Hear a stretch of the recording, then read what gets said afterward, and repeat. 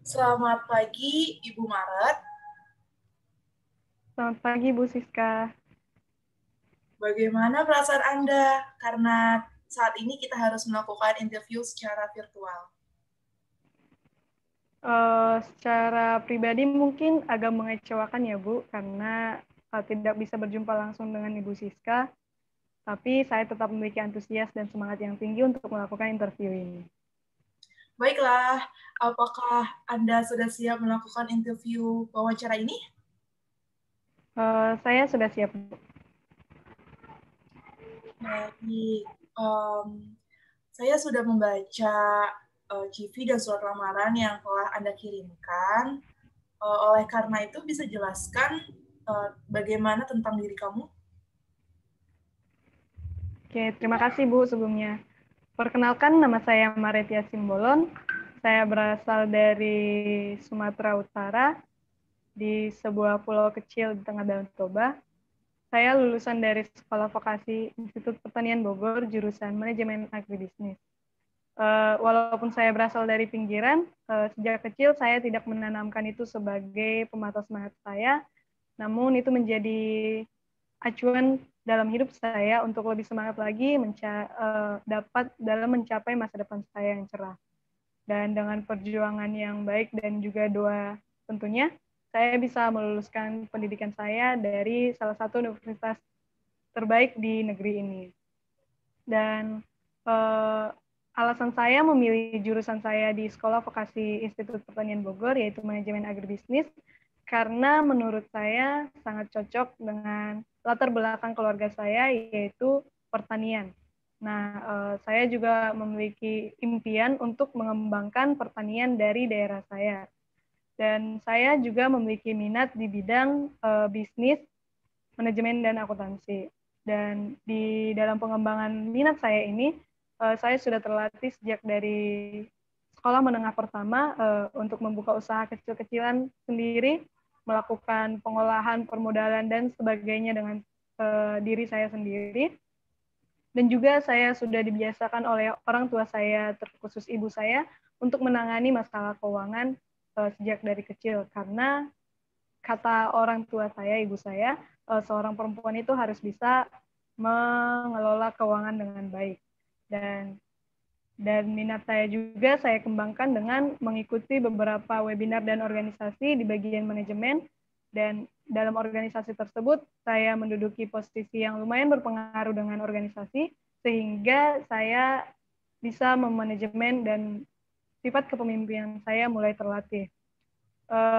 Alasan saya memilih pekerjaan di perusahaan ibu, yakni karena saya mengetahui bahwasanya perusahaan ibu sangat baik, di mana kembali lagi kepada minat saya dalam berbisnis, saya menilai perusahaan ibu bisa mengembangkan bisnis dan perekonomian masyarakat di Indonesia. Terlebih dari daerah asal saya sendiri, di mana jasa pengiriman sangat diperlukan untuk mengirimkan barang-barang apapun yang dibutuhkan dalam pertanian dari kota ke desa saya. Mungkin itu yang bisa saya sampaikan tentang penggambaran diri saya. Terima kasih, Bu. Oke, terima kasih. Bagus sekali jawabannya, Ibu Maret. Oke, selanjutnya bisa jelaskan bagaimana kelebihan yang Anda miliki? Ya, Bu, terima kasih. Selain kelebihan yang sudah saya cantumkan di CV dan surat lamaran saya juga merupakan orang yang selalu disiplin dalam memenuhi peraturan yang diberikan, serta dapat bekerja sama dengan tim, bertanggung jawab. Saya juga orang yang pekerja dan pemikir, serta saya tidak mudah dalam tidak mudah jatuh ataupun mampu membangkitkan semangat saya jika saya berada dalam posisi bawah. Serta karena saya sebagai anak pertama sudah terlatih untuk tidak cengeng tentunya, dan saya juga memiliki kebiasaan menerima sifat-sifat orang-orang yang baru saya jumpai. Karena dalam prinsip saya sendiri, kesan yang kita berikan dalam perkenalan pertama itu sangat penting.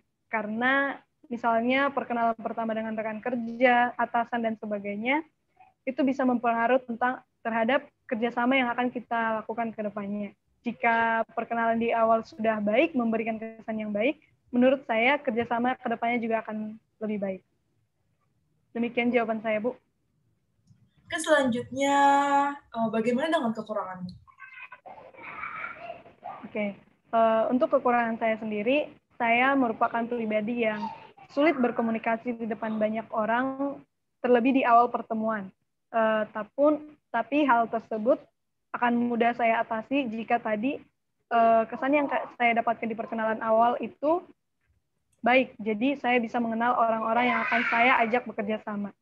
Dan saya juga memiliki ambisi yang tinggi, dan dari ambisi yang tinggi tersebut ada hal negatifnya juga, karena saya sering melupakan diri saya sendiri di bidang istirahat dan kesehatan lainnya. Demikian, Bu. Oke,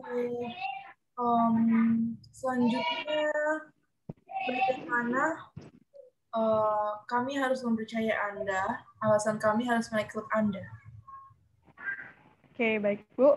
Menurut saya cocok di posisi ini karena saya berkompeten dan mengetahui apa yang harus saya kerjakan.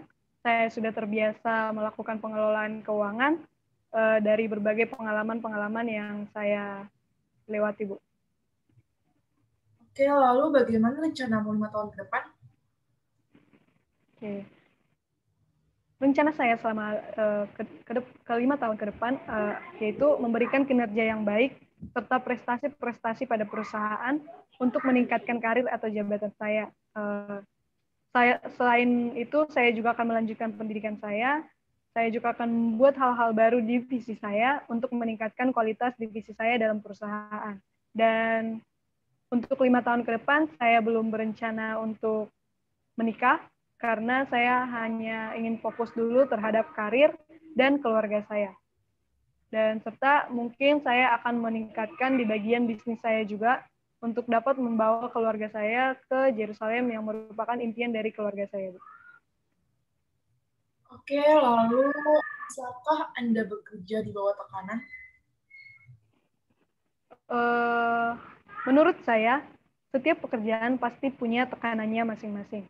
Sebesar apapun tekanan itu tergantung dari mana kita melihat, dari arah mana kita melihatnya. Jika kita benar melihatnya dan kita benar dalam melakukan pekerjaan, serta kita berpikir positif, mungkin tekanan itu sebesar apapun itu akan bisa kita lalui dengan tidak mudah tentunya. Cuman jika kita berpikiran negatif, kita memegang pikiran negatif dari tekanan tersebut, mungkin akan menjadi kecelakaan bagi kinerja kita. Dan saya menganggap prinsip bahwa kita perlu menjadikan pekerjaan itu bukan sebagai tanggung jawab, namun sebagai kegemaran ataupun hobi. Karena dalam melaksanakannya, kita bisa dengan senang hati dan tidak ada tekanan. Jadi, bisakah Anda bekerja di bawah tekanan? Menurut saya itu tergantung dari mana kita melihat. Dan saya sendiri, dari pengalaman yang saya jalani, saya bisa melakukan pekerjaan di bawah tekanan apapun itu. Oke, sangat menarik sekali ini pembahasannya. Dan selanjutnya, seandainya kamu di posisi yang dimana itu tidak enak dan tidak nyaman, bahwa kamu itu melakukan kesalahan, dan akhirnya kamu itu mengalami evaluasi. Nah, bagaimana sih kamu itu menyikapi terhadap kritik yang atasan berikan terhadap Anda? Siap, Bu. Jadi, pertama saya akan menerima kritikan tersebut karena memang jika bermaksud baik dan memberikan kemajuan untuk mendorong saya lebih melakukan kinerja saya dengan baik lagi. Dan jika memang tujuan dari kritik tersebut untuk menjatuhkan ataupun hal negatif, mungkin saya tidak akan terlalu memperdulikannya, karena menurut saya kritikan tersebut bisa kita jadikan acuan keberhasilan kinerja kita. Jadi apapun kritikannya bisa kita terima dalam diri kita untuk menjadi lebih baik ke depannya. Oke. Nah, apabila kamu sekarang sudah menjadi atasan dan kamu itu memiliki bawahan, lalu bawahan Anda itu melakukan kesalahan, kira-kira apa yang Anda lakukan terhadap bawahan Anda? Oke, kalau menurut saya, setiap organisasi pasti memiliki standar masing-masing. Begitu juga dengan tingkat pelanggarannya, konsekuensi yang akan didapat seperti apa. Nah, jika kesalahan yang dilakukan bawahan saya ini masih bisa diterima, mungkin saya akan memberikan arahan dan memberitahukan apa yang seharusnya dia lakukan. Dan jika perlu, melakukan pelatihan kembali. Dan jika kesalahan yang dilakukan bawahan itu sudah fatal, pasti ada konsekuensi dari pihak perusahaan ataupun dari standar yang ditetapkan perusahaan. Karena menurut saya bersifat profesional dalam sebuah organisasi itu juga penting demi kemajuan perusahaan dan demi kemajuan bersama.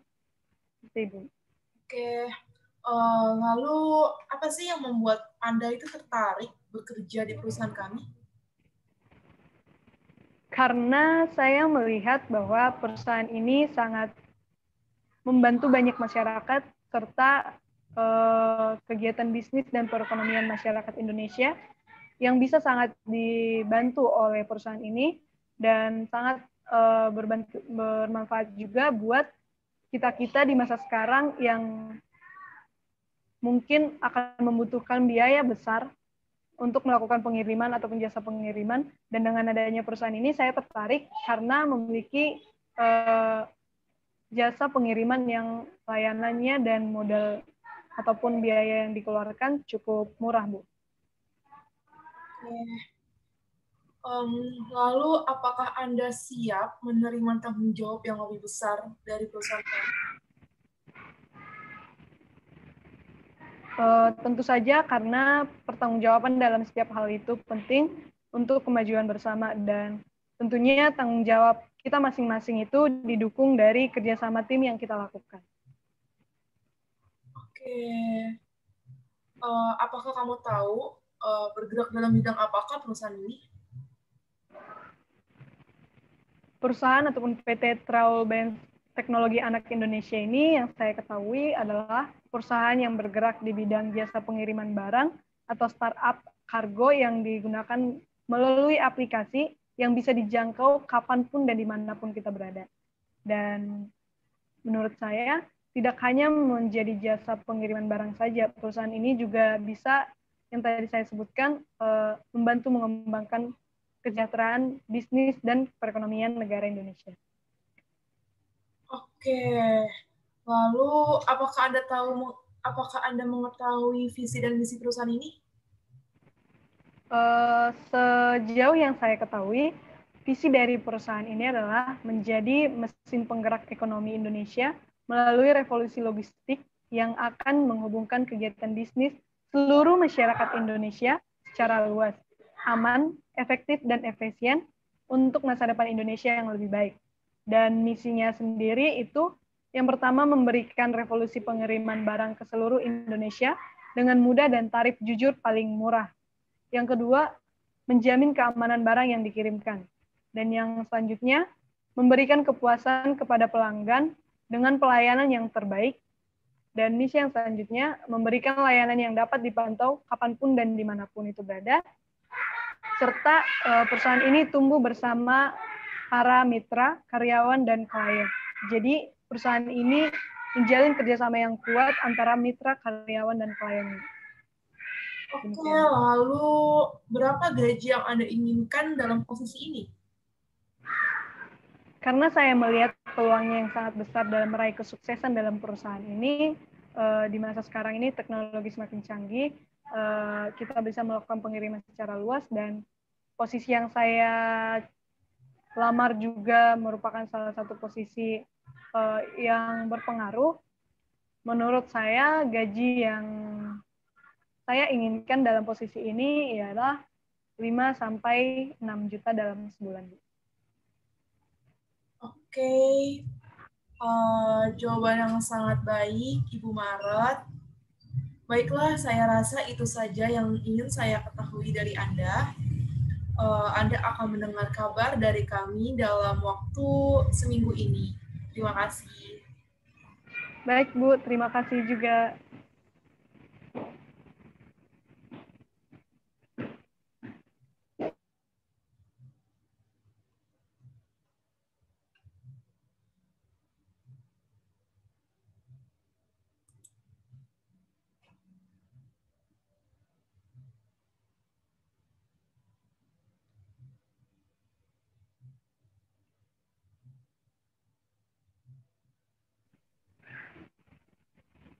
Oke. Selamat pagi, Bu Siska. Bagaimana kabarnya hari ini?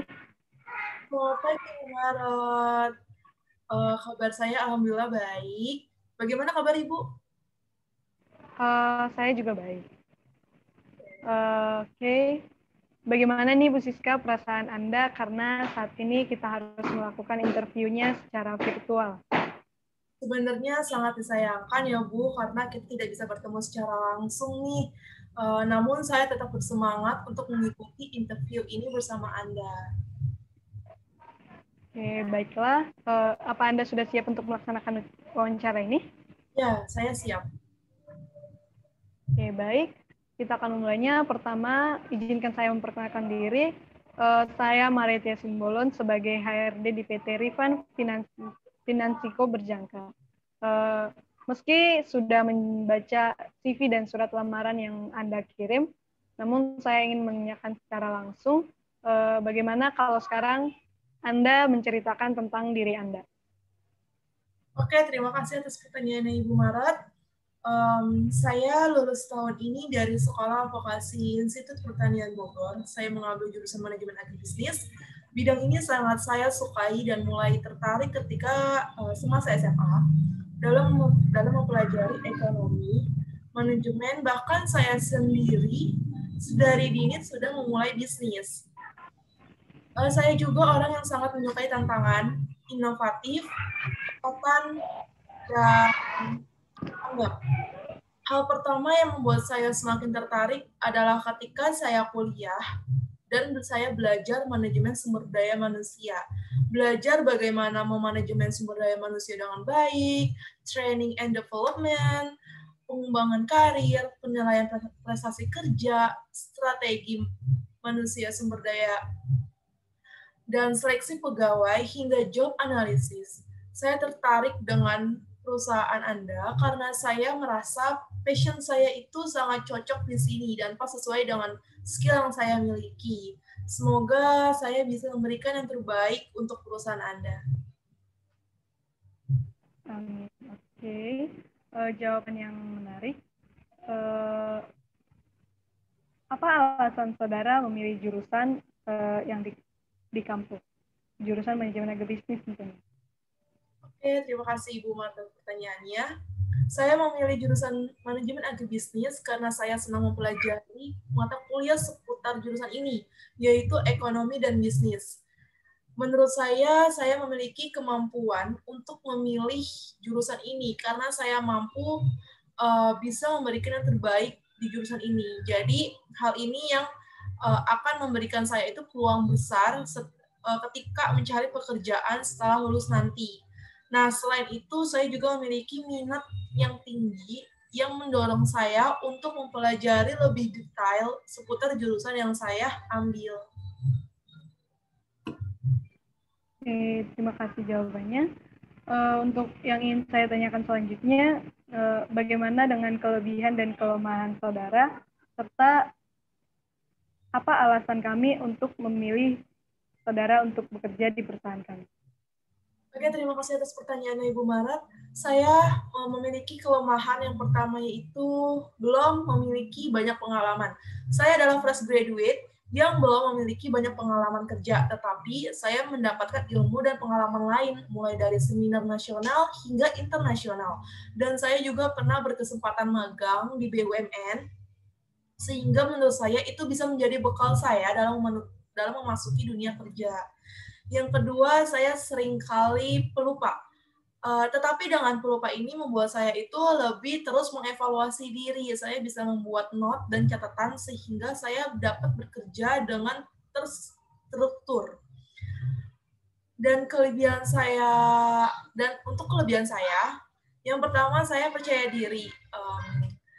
Yang dimana dengan rasa kepercayaan diri saya seringkali dipercaya oleh beberapa kali kesempatan dalam berorganisasi untuk menjadi ketua maupun wakil dalam melaksanakan tugas yang kita embankan. Yang kedua itu dapat berkomunikasi dengan baik. Saya sangat suka sekali berinteraksi dengan orang lain, sehingga saya itu termasuk orang yang gampang sekali berbaur. Yang selanjutnya itu dapat bekerja sama dengan tim. Ini terbukti saya dikasih kesempatan dalam mengembangkan tugas untuk menjadi pemimpin maupun wakil dalam project. Yang selanjutnya itu disiplin. Saya sangat menekankan sekali dalam bekerja ataupun melakukan sesuatu, itu hal utama yang harus dilakukan adalah disiplin. Karena menurut saya disiplin itu akan membuat kita itu lebih produktif dan lebih baik lagi gitu. Selanjutnya itu menyukai tantangan. Saya sangat menyukai sekali tantangan, bahkan saya suka mengambil langkah di mana saya memiliki beberapa organisasi yang itu memiliki jangka waktu yang sangat dekat acaranya, sehingga tantangan yang saya miliki dan yang saya jalani saya sangat menyukainya. Selanjutnya itu mengutamakan kejujuran. Sebenarnya ini hal yang paling penting dan harus ditempatkan yang paling pertama, karena dengan kejujuran segala sesuatunya kita dapat berjalan dengan lancar. Kejujuran itu akan membawa kita itu menjadi ke jalan yang lebih baik, dan kejujuran itu akan membuat kita itu dapat dipercaya gitu. Selanjutnya, kenapa Anda harus bekerja atau memilih saya? Karena dengan berbagai kelebihan yang saya miliki, tentu saya yakin bahwasanya saya dapat memberikan yang terbaik dan menjadi aset bagi perusahaan ini. Selain itu, saya juga sangat menikmati bekerja sama dengan orang banyak, dengan tim. Tentu ini diperlukan dalam posisi ini. Terima kasih, Ibu. Wow, jawaban yang sangat bagus. Baiklah, kalau begitu saya juga akan menanyakan apa saja hal yang Anda ketahui tentang perusahaan kami. Oke, PT Rifan Finansindo Berjangka berpengalaman lebih dari 20 tahun di industri perdagangan berjangka komoditi dan merupakan perusahaan pialang terbesar dengan menduduki posisi teratas dari perusahaan pialang berjangka teraktif dari PT Clearing Berjangka Indonesia. Selain anggota dari KBI Persero, PT Rifan Finansindo Berjangka juga merupakan anggota PT Bursa Berjangka Jakarta dan terdaftar resmi di Badan Pengawas Perdagangan Berjangka Komoditi Bapeti. Sejak tahun 2000, PT Rifan Finansindo Berjangka terus berkembang dengan jumlah kantor operasional sekarang di Jakarta 2 kantor, Bandung, Semarang, Solo, Yogyakarta, Surabaya, Medan, Pekanbaru, dan Palembang.